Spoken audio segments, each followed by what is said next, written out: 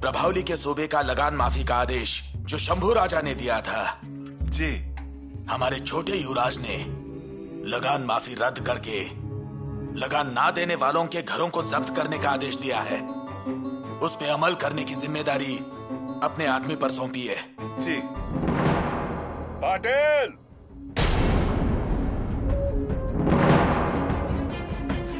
जी हाँ, मैं पाटिल। बोलिए, क्या काम है? रायगढ़ से आपके लिए खलीता आया है। क्या लिखा है? जब्ती का आदेश।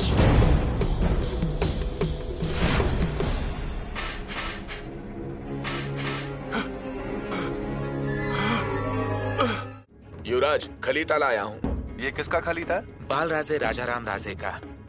बाल राजे का? क्या लिखा है खलीते में? स्पष्टीकरण मांगा है, खुलासा। स्पष्टीकरण? दूत को क्या बताऊं? जब तक शंभू राजे महाराज के आदर्शों पर चल रहे हैं, तब तक वो किसी को भी जवाब देने की जरूरत नहीं समझते। लिखकर भेजूं? मौजुबानी संदेश भेजिए। मौजुबानी? हमारी सेना को सामग्री पहुंचानी है। अजय, अब किसी मुहिम पे मत जाइए, रायगढ़ मत छोड़िए। ये कैसे संभव है? स्वराज्य के कार्य में लापरवाही नहीं की जा सकती। परसों भी आप जंजीरा होकर आए, सिद्धि संबुल से मिलकर आए। हम पेशवे हैं, हमें हर जगह पर सावधान रहना पड़ता है। अजय, इतना बड़ा अपमान हुआ है, उसे देखिए पहले। अनाजी पंथ? क्या अनाजी पंथ? अनाजी पंथ? अजय, आप समझते क्यों नहीं? हमारा अपमान, हम दोनों का अपमान। और अब मुहिम पे कहाँ जा रहे हैं? तो अब महारानी जी के पास चलिए, खुलासा लिखने। सियाही खर्च नहीं करेंगे क्या? अब रायगढ़ से सियाही का कलश भेजूंगा ताकि वो माफीनामा लिखकर भेज सके। आखिर बाल राजा ने फैसला कर ही दिया। किया नहीं है माताश्री, करवाया गया। जैसे किसी को घोड़े पर बिठाते हैं ना, वैसे ही बाल राजे को दरबार में बिठाया गया और न्याय करने के लिए कहा गया। ये सच है, पर बाल राजा कितने होशियार हैं। उन्होंने पहले उनके दादा साहब की तलवार को आसन पर रख दिया, उसका अभिवादन किया और फिर न्याय किया। देखिए, मतलब जो उन्हें समझ में आया, क्या वो हम नहीं समझ सकते पिताश्री का विचार? वे समझ गए, लेकिन हम? और मूल रूप से तो इन सब की जरूरत भी नहीं थी। देखिए रानू, हमें कुछ समझ में नहीं आ रहा है। आज तक हम कभी राजनीति में उतरे ही नहीं, पर अब जो कुछ हो रहा है उससे हमारी आत्मा भयभीत हो रही है। आत्मा भयभीत होती है और फिर गलतफहमियां बढ़ती है। किसी और के साथ गलतफहमियां हो जाए तो कोई बात नहीं, लेकिन अगर दोनों भाइयों के बीच में गलतफहमियां हो गई तो? यही बात चिंता करने वाली है। और एक बार गलतफहमी पैदा हो गई तो दूरियों का द्वार खड़ा होने में वक्त नहीं लगता। हम तो इसकी कल्पना भी नहीं कर सकते। राजकुमार शंभू और बाल राजा तो एक दूसरे के बिना रह भी नहीं सकते। खाना खाना, दूध, तालीम खाना, सब एक साथ करते थे। एक ही थाली में खाते थे, एक दूसरे को खिलाते थे। सोते समय भी राजकुमार शंभू के साथ ही सोते थे। वही तो, बाल राजे कभी घोड़े की पीठ पर बैठे ही नहीं। वे तो सिर्फ अपने भाई की पीठ पर बैठे हैं। वही तो, जब बाल राजा बहुत छोटे से थे तब से राजकुमार शंभू ने उन्हें अपने कंधे पर खिलाया है।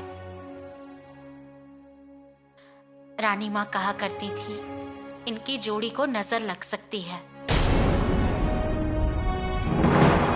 किसी की नजर ना लगे इसलिए आपको ही कुछ करना होगा माताश्री। चलिए ना, हम मिलके बात करते हैं बड़ी माताश्री से। रानू, पर क्या वो सुनेंगी? उन्हें सुनना ही होगा।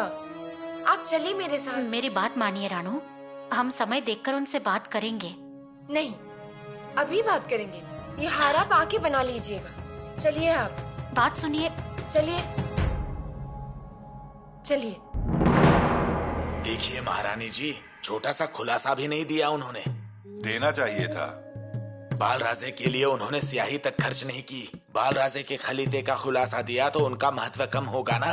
हम तो यही कह रहे हैं कि अगर बाल राजे जी का महत्व बढ़ता है तो इसमें बुरा क्या है? अजी प्यार दिल से होना चाहिए। ये तो सब ऊपर का प्यार है। सिर्फ दिखावे के लिए लोगों से कहते हैं बाल राजे जी हमारे प्राण हैं। वास्तव में उन्हें अपना मानना भी नहीं है और उनके आदेशों का पालन भी नहीं करना। फिर सिर्फ सराहना और लाड प्यार क्यों करना? पीठ पर लेने के लिए पीठ पर बिठाएंगे लेकिन आसन पर नहीं, और वही हमें सही नहीं लगता। ये विषय अब बंद कीजिए। अब ये विषय बंद कैसे होगा? अभी तो शुरू हुआ है। हमने 2 खलीते लिखे हैं। ये खलीता माफी नामे का है जो श्रृंगारपुर जाएगा, और ये खलीता जाएगा महाराज के पास। महाराज के पास? जी महारानी जी, खलीता लिखकर तैयार है। लिखा क्या है आपने? हाँ, लीजिए। लिखा गया है कि शंभू राजे श्रृंगारपुर जाने के बाद उन्होंने लगान वसूली के सरकारी काम में दखल देकर स्वयं निर्णय लेकर लगान माफ किया। उसका असर स्वराज्य के खजाने पर हो रहा है। दक्षिण मुहिम के साथ ही हमारे बहुत से सरदार, बहुत सी फौजें जो मुहिम पर हैं, उन्हें हम रसद कैसे पहुंचाएं? दिए हुए आदेश वापस लीजिए, ये कहने के लिए खलीते भेजे तो उसका बदतमीजी से जवाब दिया जा रहा है। महाराज माफ कीजिए, लेकिन दिलेर खान की फौजें जब स्वराज्य की सीमा पर आई थी तब भी शंभू राजा को हमने खलीता भेजा था।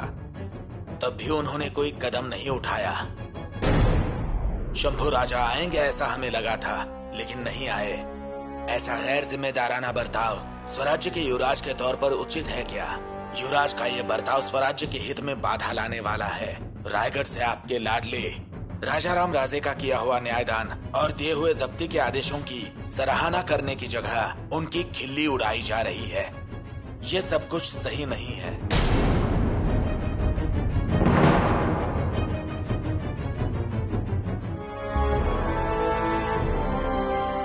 शंभू राजे के बारे में शिकायत की है आपने इस खत में। गलत है क्या? लेकिन ऐसे शिकायत वाला खत महाराज को भेजेंगे? जी। इससे हासिल क्या होगा? शंभू राजे का व्यवहार संतुलन बिगड़ रहा है, उसे लगाम लगानी पड़ेगी। ऐसा आपको लगता है, लेकिन क्या उसका कोई ठोस सबूत है? अजय आदेश ना मानना, रायगढ़ के खलीते ठुकराना, रायगढ़ के मंत्रिमंडल से अनुमति लिए बिना अखाड़े खड़े करना, मनमानी करना, इन बातों से समझ में आता है ना कि वो कितने बेलगाम हुए हैं। और महारानी जी, हम कुछ गलत नहीं करेंगे। हम जो कुछ भी करेंगे वो बाल राजे की भलाई के लिए ही करेंगे। इतनी समझदारी, घुल मिलकर रहने वाले राजपुत्र प्राप्त करके हमें कितनी खुशी हो रही है। अजी बाल राजे की बात ही अलग है। वो दिल्ली की बादशाही भी पलट देंगे। वो थोड़े ही श्रृंगारपुर में उठक बैठक करेंगे। हाँ, ये बात भी सच है। अब देखिए, ये खलीता मिलते ही महाराज कड़े शब्दों में कैसे उन्हें समझाएंगे। महारानी जी, आपको इस खत में अपनी मोहर लगानी चाहिए, यानी शिकायत का वजन बढ़ जाएगा। दस्तखत दीजिए।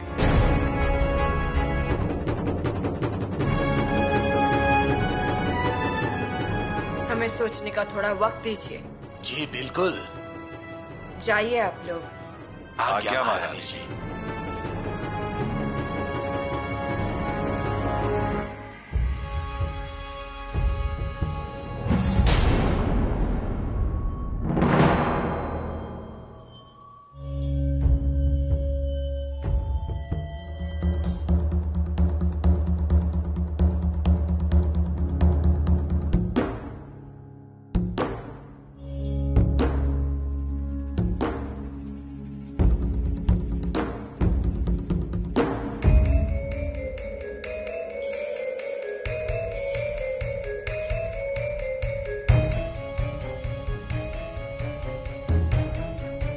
प्रणाम महारानी जी।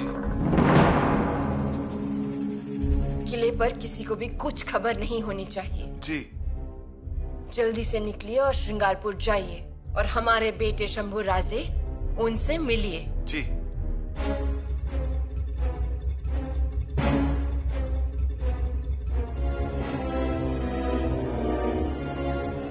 जल्दी निकलिए, जल्द से जल्द शंभू राजे से जाके मिलिए और किले पर लौट आइए।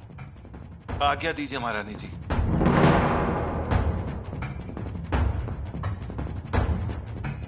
बहुत दिनों से हम चुप हैं, पर अगर अब चुप रहे तो बहुत अफसोस होगा हमें, और इसलिए हमें माताश्री से बात करनी होगी। देखिए रानू, थोड़ा संयम रखिएगा। माताश्री, आज तक हम इसे संयम ही समझ रहे थे, लेकिन अब दरबार भरने लगी है, फिर भी हमें चुप रहना चाहिए। नहीं, चुप मत रहिए, पर आप सबसे बड़ी रानी साहिबा से पूछ रही हैं, इसलिए उनसे बात करते समय अपनी मर्यादा में रहिए। जी माताश्री। कभी कभी बातों का बतंगड़ भी बन जाता है। सच क्या है किसी को पता नहीं होता, और हम भी कही हुई बातों पर विश्वास करते हैं। इसीलिए शांति से चर्चा करेंगे। माताश्री, आप चिंता मत कीजिए, और इसलिए हम कहते हैं कि आप स्वयं बात कीजिए। चलिए।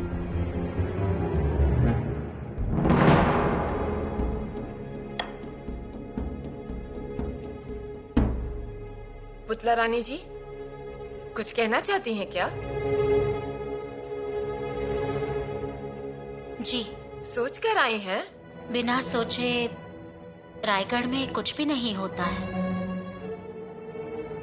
कहिए। बड़े भाई का फैसला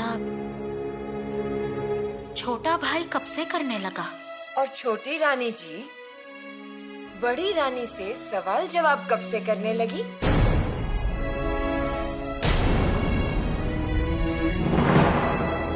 नहीं, देखिए, हमारा उद्देश्य आपसे सवाल पूछने का नहीं था। हमारा भी ये उद्देश्य नहीं था। माफ कीजिए माताश्री, पर जो हुआ उससे हम सहमत नहीं हैं। कुछ बातें ऐसी होती है जो पसंद ना आए तो भी करनी पड़ती है, लेकिन इससे भाई के दिल में गलतफहमियां हो जाएगी। रानू भाई, जैसे आपको अपने बड़े भाई की परवाह है, वैसे ही हमें भी अपने बेटे की परवाह है। शंभू राजे नाराज ना हो जाए, इस बात का ख्याल रखेंगे हम। परंतु कब? छोटी रानी जी, हमने अपने गुप्त सेवक को रवाना कर दिया है श्रृंगारपुर के लिए। वो स्वयं जाकर वहां पे जांच पड़ताल करेंगे, और हम ऐसे किसी की भी बातों पर विश्वास करने वालों में से नहीं हैं।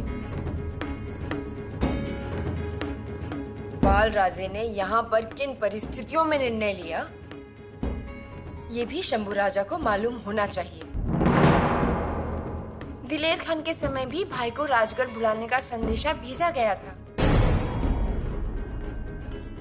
उस खलीते की भी जांच पड़ताल होनी चाहिए। सारी बातों की जांच पड़ताल होगी, सच सामने आएगा, और झूठ भी।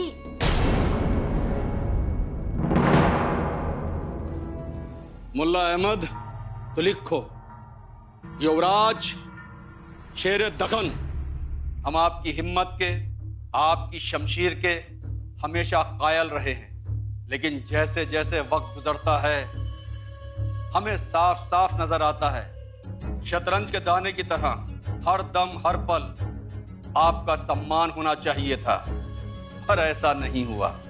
आपके हिस्से में अपमान आया, सिर्फ अपमान। राज, आपका एक खलीता आपकी मदद के लिए काफी है, ये हमारा आपसे वादा है। आपका दोस्त दिलेर खान।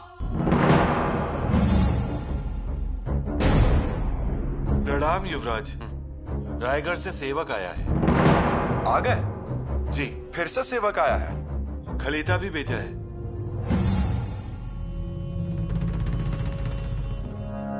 आपने रायगढ़ से भेजे हुए खलीते का अब तक कोई जवाब नहीं दिया है। इसका मतलब ये है आपने खलीते का अप्रत्यक्ष तरीके से स्वराज्य का अपमान किया है। ये खलीता सभी मंत्रियों के और युवराज राजाराम जी इनकी मान्यता से भेजा गया है, फिर भी आप माफीनामा लिखकर भेजिए। हमसे माफीनामा मांग रहे हैं, हमसे माफीनामा मांग रहे हैं। क्या हुआ युवराज? क्या हुआ है? ये देखिए रायगढ़ से हमें खलीता आया है, हमसे माफीनामा मांगा जा रहा है, वो भी लिखकर। किसने की है ऐसी हिम्मत और किसने मांगा है माफीनामा? इन सब के पीछे जरूर सुरनिस का हाथ होगा। सुरनिस? इतना साहस आ गया है उनमें? ये दिलेर खान कह रहा है, इसमें क्या गलत है? हमें शतरंज के प्यादे की तरह बार बार अपमानित किया जा रहा है। रायप्पा, कविराज से कहें कि सुरनिस को उत्तर लिखें। जी ये लिखने कहना कि युवराज शंभू राजे किसी से भी माफी नहीं मांगेंगे। जी जी युवराज। युवराज, उनकी इतनी हिम्मत कैसे हो गई? जी हाँ, युवरागी नियति हमारे साथ क्या खेल खेल रही है। हमारे अपनों ने हमें पराया कर दिया और पराये लोग हमें दोस्ती का पैगाम भेज रहे हैं।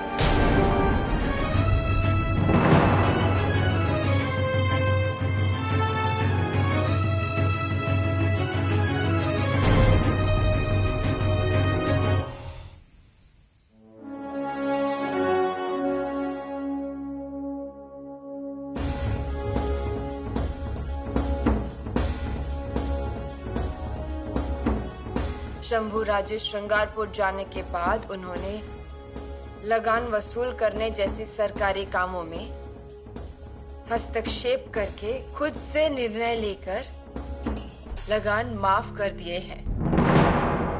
इस बात का परिणाम स्वराज्य के खजाने पर हो रहा है।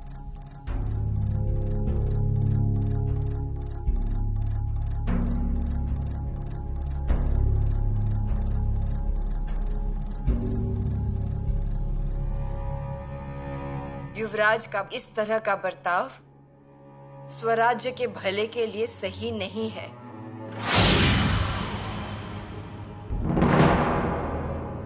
शंभूराजे ऐसे क्यों कर रहे हैं? मिर्जा राजपूत है, लेकिन वे औरंगजेब के ही आदमी हैं। इस बात को आप ध्यान में रखिएगा। जी माताश्री। शंभूराजे ऐसे विवेकहीन बर्ताव नहीं कर सकते। वे ऐसे गलत रास्ते पर चल ही नहीं सकते। तो फिर ऐसी कौन सी वजह है